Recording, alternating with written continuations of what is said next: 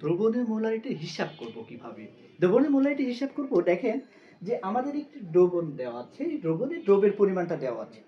পরিমাণটা কেমন দেওয়া আছে, যে সালফিউরিক অ্যাসিড, যার সালফিউরিক অ্যাসিডের আয়তন দেওয়া আছে হচ্ছে 200 ml, 200 মিলিলিটার, এবং তার পরিমাণ দেওয়া আছে, সালফিউরিক অ্যাসিডের পরিমাণ দেওয়া আছে হচ্ছে 4.9 গ্রাম। এই যে পরিমাণ দেওয়া আছে, এইটা থেকে বলছে যে এই দ্রবণের মোলারিটি হিসাব করো। এই দ্রবণের মোলারিটি কত হবে সেটা হিসাব করতে হবে। আমরা জানি মোলারিটির একটা সূত্র জানি, সেটা কি জানি, যে আমরা জানি মোলারিটি S ইকুয়াল টু কি, S equal to 1000 W by M V, 1000 W by M V. এখন আপনি খেয়াল করেন যে এইখানে আপনার কি কি পরিমাণটা দেওয়া আছে। আপনার এখানে পরিমাণ দেওয়া আছে হচ্ছে একটা গ্রামে দেওয়া আছে, এটা মানে কি দ্রব্যের পরিমাণ দেওয়া আছে। দ্রব্যের পরিমাণ দেওয়া আছে ml, মানে আয়তন দেওয়া আছে। এই দ্রবণের আয়তন দেওয়া আছে। এখন আপনার লাগবে কি, দেখেন যে দ্রব্যের পরিমাণ পেয়েছেন, আয়তন পেয়েছেন, আর কি m আণবিক ভর। আণবিক ভরটা বের করতে পারলে কি আপনার মোলারিটি বের করতে পারবেন। তাহলে দেখেন এখানে কি কি দেওয়া আছে সেটার হিসাবটা কি করব। যে দেওয়া আছে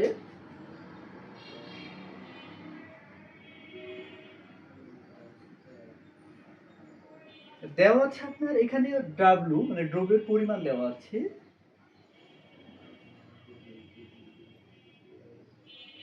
দ্রব্যের পরিমাণ W ইকুয়াল টু দেওয়া আছে কত, 4.9 গ্রাম। আমি বলেছি যে এই সূত্রে যখন মোলারিটি বের করবেন তখন W এর পরিমাণ সবসময় গ্রামেই হবে। এরপর দেখেন ভি ইকুয়াল টু কত, দ্রব্যের আয়তন,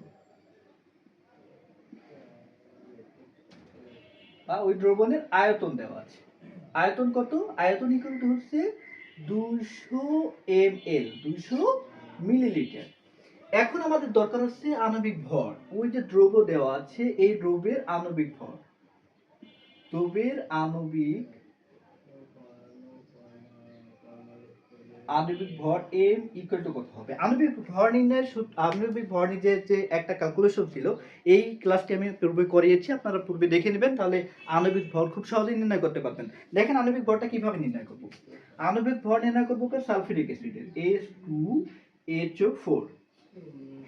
আণবিক ভর বলতে হাইড্রোজেনের পারমাণবিক ভর কত, 1, একের সাথে 1, কয়টা আছে হাইড্রোজেন, 2টা, প্লাস এরপরে কি সালফিউরিক অ্যাসিডের পারমাণবিক ভর হচ্ছে 32, প্লাস অক্সিজেনের পারমাণবিক ভর হচ্ছে 16, অক্সিজেন আছে হচ্ছে 4টা। এখন টোটাল যোগ করলেন আণবিক ভর পাবেন 2 প্লাস 32 প্লাস 4 16 64।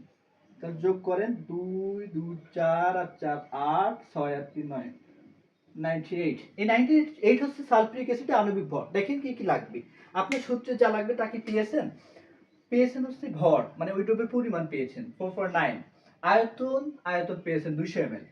এরপরে কি আণবিক ভর পেয়েছেন 98, মান বসাই দেন।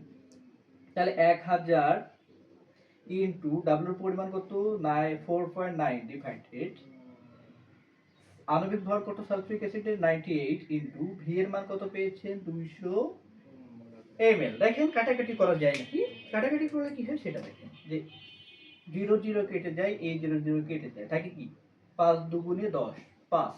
তাহলে এবার ক্যালকুলেশন করেন যে 5 গুণ 4.9 ভাগ 98, ভাগ করেন, ভাগ করলে আপনি পাবেন হচ্ছে 0.25। এটা হচ্ছে কি দ্রবণের মোলারিটি পেয়েছেন। এই মোলারিটির একক হচ্ছে ক্যাপিটাল এম। এই মোলারিটির প্রকাশের যে একক সেটা হচ্ছে কি ক্যাপিটাল এম। এই ক্যাপিটাল এম বোঝা হচ্ছে মোলারিটি। এইটা হচ্ছে আপনার কত, ওই যে দ্রবণ ছিল, এই দ্রবণের মোলারিটি কত পেয়েছে 0.25 এম। এই হচ্ছে মোলারিটি। এই বিষয়টি বুঝবো, সেটা হচ্ছে কি, একটা হচ্ছে মোলার এক নাম্বার, 2 নাম্বার হচ্ছে ডেসিমোলার,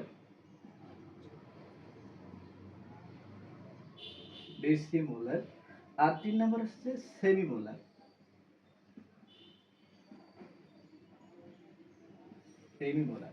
ডেসিমোলার, সেমিমোলার বিষয়টা কি, মোলার বিষয় আগে আমরা জানবো যে সেমিমোলার বিষয়টা কি, তাহলে আর সুবিধা হবে। সেমিমোলার বিষয়টা হচ্ছে কোন দ্রব্যের পরিমাণ যদি ওই দ্রব্যের পরিমাণ যদি 0.5 হয়, 0.5 মোলার হয়, যদি কোনো দ্রব্যের পরিমাণ 0.5 হয় তাহলে ওই দ্রব্যের পরিমাণকে বলা হয়েছে সেমিমোলার। কি বললাম?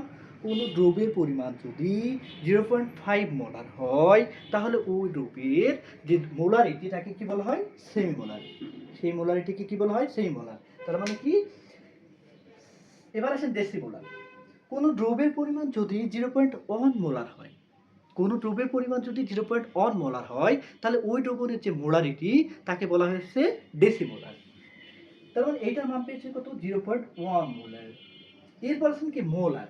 মোলার হচ্ছে যে কোনো দ্রব্যের পরিমাণ যদি 1 মোল হয়, কোনো দ্রব্যের পরিমাণ যদি 1 মোল হয় তাহলে তাকে বলা হয়েছে মোলার। তাহলে আমরা তিনটা বিষয় বলতেছি, একটা হচ্ছে মোলার, ডেসিমোলার, সেমিমোলার। সেমিমোলার কি? 0.5 মোল। কোনো দ্রব্যের পরিমাণ যদি 0.5 মোলার হয় বা মোল হয় তাকে কি বলে? সেমিমোলার। এরপর আসছে কি ডেসিমোলার। কোনো দ্রব্যের পরিমাণ যদি 0.1 হয় তাহলে তাকে কি বলা হয়? ডেসিমোলার। মোলার হচ্ছে যে কোনো দ্রব্যের পরিমাণ যদি 1 মোল হয়, মোলার হয় তাহলে তাকে কি বলা হয়? মোলার। এই হচ্ছে মোলার, ডেসিমোলার এবং সেমিমোলার। আর এইভাবে আমরা কি করতে পারবো? যে কোনো দ্রবণের মোলারিটি বের করতে পারবো। কোনো দ্রবণের মোলারিটি যদি বের করতে বলে তাহলে আমরা এই সূত্র প্রয়োগ করে মোলারিটি বের করতে পারবো। ধন্যবাদ সকলকে। পরবর্তী নতুন আরেকটি ক্লাসে আপনাদের সাথে দেখা হবে। আল্লাহ হাফেজ।